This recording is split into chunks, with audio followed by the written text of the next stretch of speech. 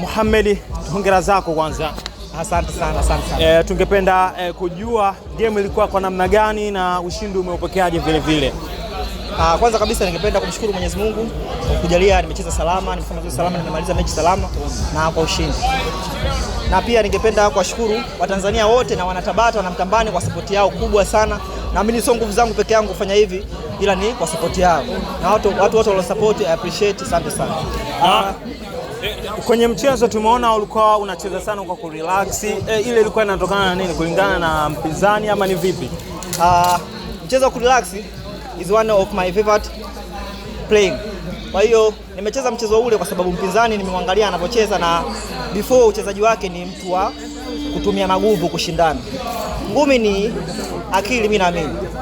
Ukirelax na slow jab na slow right, mchezo unaenda vizuri. Kwa hiyo nimerelax, nimetumia akili, nimempiga kama ngoma. Nadhani watu wote wameona nimeongoza raundi zote 3. Ningependa kumsifu pia mpinzani wangu, amefanya mazoezi vizuri.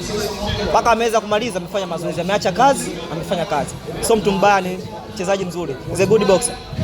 Shukran sana. Na sifahamu tumepoteza, umeipokeaje situation hii ya kupoteza?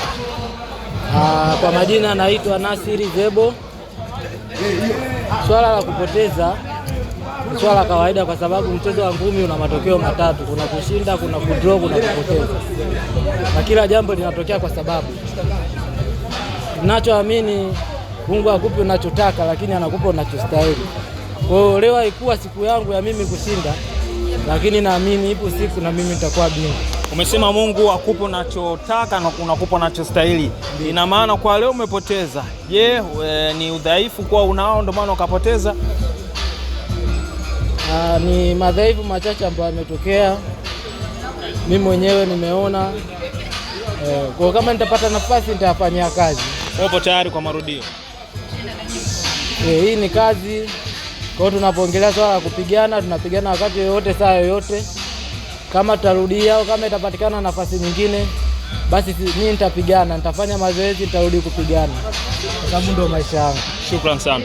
Jambo la mwisho, napenda kuwashukuru sana Bongo Boxing Safari. Ndio wameanza kunileta hapa.